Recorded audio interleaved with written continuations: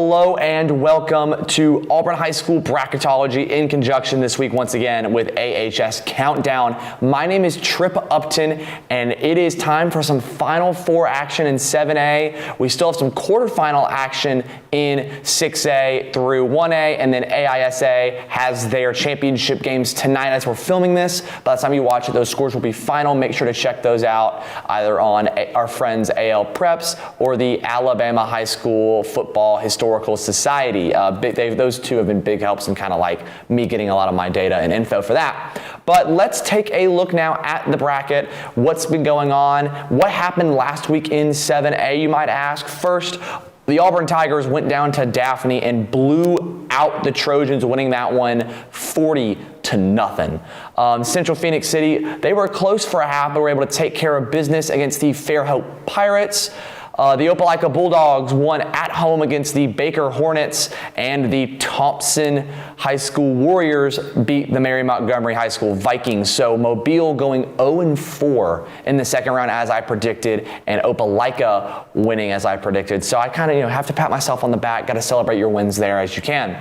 But let's take a look now at the bracket and see what's going on in first 6A. We're going to be breaking down the all last four games of the 6A bracket. First, we have the Pike Road Patriots taking on the Saraland Spartans. Pike Road, obviously they won their game last week. They are a team that we've been following just south of Montgomery. And this is actually a pretty big rivalry game in 6A. You might be wondering, Saraland's in Mobile, Pike Road's in Alabama, how is it a rivalry game? They've played the past 2 years in the semifinals. So they're meeting around earlier this year. Saraland 2-0 in those games. They beat the Pike Road Patriots 47-12 in 2024. And then they were able to win 46-7, even bigger win in the 2023 semis. Only 3 losses in the past 4 years for Saraland. So the Saraland Spartans are one of the best teams in 6A. One of the best teams in the state of Alabama. Players like Ryan Williams have come and dominated the state of Alabama on the collegiate level. So Saraland, a young program surprisingly, but they played really well. Moving a little bit closer, we have the Benjamin Russell Wildcats. They'll be playing a team we've talked about, I think, 3 times now in the Hueytown Golden Gophers. Benjamin Russell is on their longest program winning streak currently. Heading into this one, they are undefeated. And Hueytown, on the complete opposite end of that, they came into the playoffs 5-5, still won their region, kind of like a Sparkman, where it was a region where everyone was close, everyone was beating everybody, but the Golden Gophers came out with the win in that region. They're still a good team. They still have a lot of history recently in 6A, making playoffs and winning games. I think that's going to be a close game, but I think Benjamin Russell, Benjamin Russell picks up a win and moves into the Final Four for 6A. Looking across the bracket now at the Clay Charkville Cougars, they take on the Homewood Patriots. Clay Charkville, according to a lot of statistics, is the top-ranked team in the state of Alabama. They beat the Thompson Warriors, who are one of the best teams in the state. This past fall, Clay Charkville won that game from 6A, playing a 7A. Homewood's only loss, though, Homewood is still a good team. The Patriots' only loss is to an OT miracle 2-point conversion play, which you've probably all seen. If not, look it up. It's incredible. It was like a Hail Mary on a 2-point conversion to rival Mountain Brook.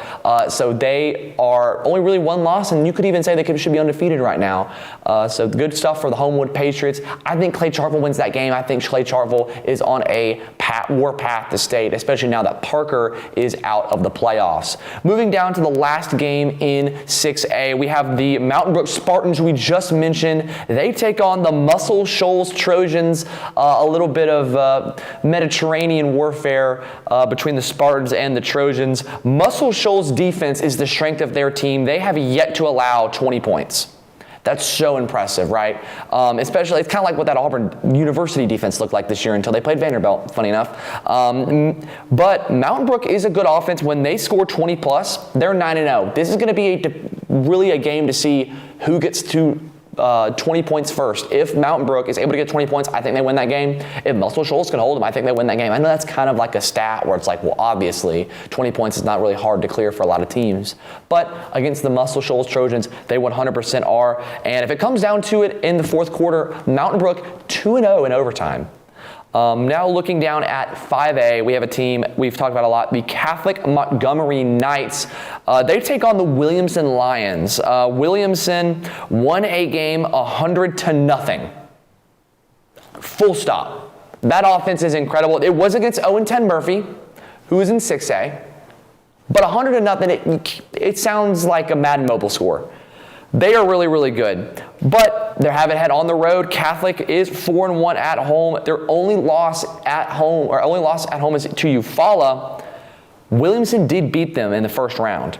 So I'm going to roll with the Williamson Lions here. I think they set up a big semifinal rematch against their rival, the Viger Wolves. And Viger is our next game. They take on the Central Clay County Volunteers, another Central. I know we can't stop talking about Central for some reason. Viger has scored 40+ in back-to-back games. Their offense is clicking right now, but so is the Triple C. Central Clay County has held teams defensively less than 10 points 6 times. They are 2-0 in playoffs because they've held their opponents to less than 10 points. It's going to be a classic tale. An unstoppable force is meeting an immovable object in 5A, and I think Viger wins this one. I think the defense wins championships, and Central Clay County can 100% do that. But I think Viger will be motivated and get a rematch. Williams and Viger, one of the best rivalries in the state of Alabama coming out of Mobile. Part 2 in the playoffs, reminded me a lot of Auburn Opelika.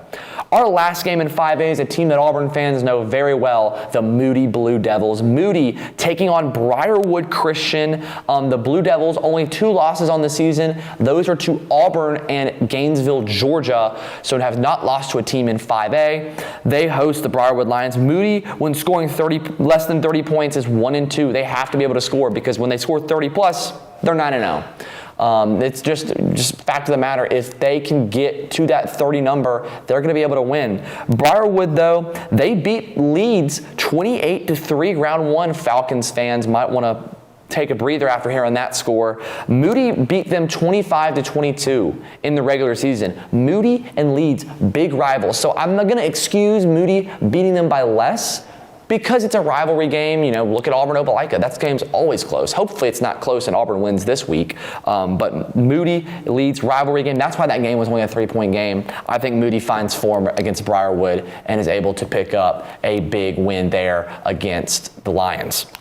Moving now, actually staying in 5A, we have one last matchup between the Fairview Aggies and the Scottsboro Wildcats. Scottsboro's offense is clicking right now. They scored 40 back-to-back games in the playoffs, but Fairview can play ball too. They've scored 40+ 7 times this season. So out of the 12 games they've played, maybe 13 games they've played, they've scored 40, over half of those times. That's incredible numbers for the Aggies.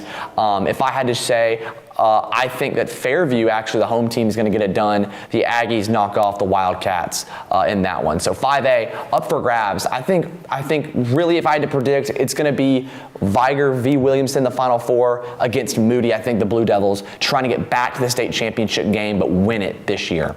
Moving on now down to 4A, we're going to be covering 2 games for each of those going throughout. We covered every other game above us. The St. Michael Cardinals from Mobile, Gunner Rivers and Phil Rivers taking on the Bullock County Hornets.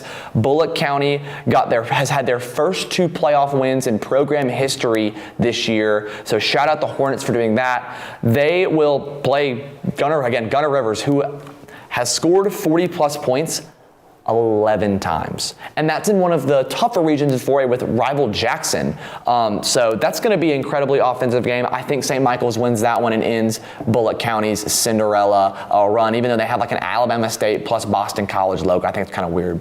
Moving to our other game in 4A, it's the Jackson Aggies, Landon Duckworth, South Carolina commit. They take on the W.S. Neal Eagles. The Eagles are lost in the regular season to Jackson. These are 2 teams from the same region. The Aggies knocked off the Eagles 30-7. I think that that's pretty self-explanatory with the amount of talent on Jackson. I think they get it done and set up a rematch against another region team in St. Michael's in the Final Four to go to Birmingham to represent 4A. Now moving down to 3A, we have the Montgomery Academy Eagles heading on the road to fight on against the Bayside Academy Admirals. Bayside Academy has held opponents less than 20 points 11 times. That's a vast majority of their games. Bayside, a team to watch out for. Their defense, just physical. They're going to be able to compete and they're going to try and win. But Montgomery Academy, again, they have an offense. They've scored 35 plus in 10 games. So I'm very curious what streak breaks. Is it that less than 20 points or is it that 35 plus? Like, of course, it can always be in the middle. But I mean, it's going to be just an insanely good game. And I think I'm going to ride with Montgomery Academy. They knocked off Lee Scott last week. So they are an area team against Bayside, who's a little closer to Mobile. I think Montgomery Academy and the Eagles are able to pull out the winner and move to the Final Four. Staying in 3A as well, it is the Glenwood Gators from Smith Station, Phoenix City, right across the street from Smith Station, but technically are in Phoenix City. They will head on the road, the Gators, heading down to Southside Selma against the Panthers. And the Panthers have a guy, quarterback Cole Moody. Is for Southside Selma. I'm going to read you this stat line. I'm going to look to make sure I don't get it wrong, so I apologize for not making eye contact. Has 4,801 yards and 55 touchdowns. The kid is not even in high school yet. I believe he is the son of the head coach at Southside Selma, and I believe he's a 7th or 8th grader. We're having middle schoolers throw for almost 5,000 yards and 60 touchdowns. Okay, their offense is going to be tough. Glenwood is 4-2 on the road, so they are road warriors, but I just think, God bless Glenwood. I think the Panthers set up a big game and win this one and will take on probably Montgomery Academy. Moving on now down to 2A, it is the Lynette Panthers, a team we've covered since the beginning. They head on the road this time against the Laverne Tigers. Laverne averages 54 points a game. A just explosive offense out from here. Lynette, though, only gives up 8.2 points per game. So it's going to be again, an unstoppable force, an immovable object. Lynette's tough-nosed defense. Defense does travel, but at home, Laverne's offense trying to maybe put up another 50 points. I don't think they get to 50 points. I think Lynette is able to slow them down and could potentially pick up a big win. It might not be held them to 8 points, but it might be somewhere in the 20s, maybe somewhere in the 30s. Lynette can score too. I'm going to roll with the regional Panthers to knock off and win against Laverne and go to the Final Four. Another local team, the Reeltown Rebels, will head on the road this week. They take on the Providence Christian Eagles. Providence Christian at home. They knocked off Lochapoka in overtime last week. And PC only gives up 13.7 points per game in wins. So when their defense is clicking, they win. When losses, though, it's 30.3. So if Providence defense can come to play, they're going to win that game. Reeltown did beat Lochapoka earlier this season. They hung 70 on the Indians. Meanwhile, PC only did 17-14 in overtime. I think that Reeltown gets revenge for our Lochapoka Indians. They get a big win in Reeltown v. Lynette, 2 regional teams in the Final Four to play to go to Birmingham. Moving on now down to 1A, it's Wadley. And Wadley, the defending champs, they've won 24 in a row, longest win streak in the state of Alabama. They will host the Hubbardville Lions. And Hubbardville has scored 50 plus 8 times this season. Their offense is really, really good. But against a team like Wadley, a team that is just, they've done this before. They have playoff pose, playoff caliber team. And I know you could say, well, everyone left in the playoffs probably does. I mean, they're in the 3rd round, especially for 1A through 6A. But Wadley's just a whole nother animal. They went and destroyed Lee Scott earlier this year, who is 2 classifications up. I'm rolling with Wadley. I think they pull out the win in this one. Our last look in at 1A is the Maplesville Red Devils. They will take on the Southern Choctaw Indians. Maplesville has scored 40 plus 10 times this season, so that offense, the Red Devils, looking really, really good thus far. Meanwhile, Southern Choctaw has beat opponents, and in the first 6 games of the season, 36.3-6. But looking at the end of the season, the average has dipped down 18.5 to 23 in the last 4 games of the regular season.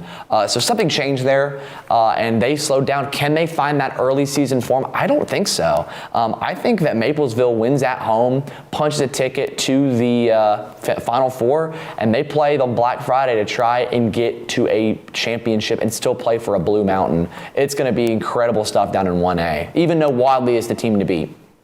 Now let's take a look at the private school AISA championship games. And these will be played at the Cranton Bowl in Montgomery tonight as we're filming this on Thursday. When you see this on Friday, this will already have happened. So again, go check those scores out. You see how I did, because I always like to be right? First, Chambers Academy, a local team just up the road. They will play Lowndes Academy. The Rebels v. the Rebels. A lot of Rebels in private school. There's like 5 different Rebels that in the championship games we're looking at, right? Chambers Academy played Lowndes earlier this year. Chambers won 27-0.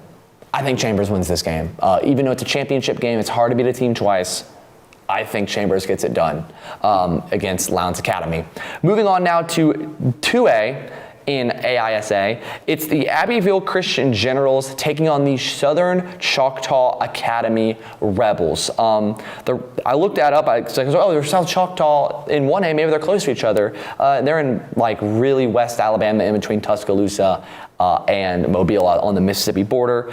Southern Choctaw is the defending champs. They play tough, hard-nosed football, and they beat Abbeville 72-22 last year in the playoffs. So I think Southern Choctaw wins that game.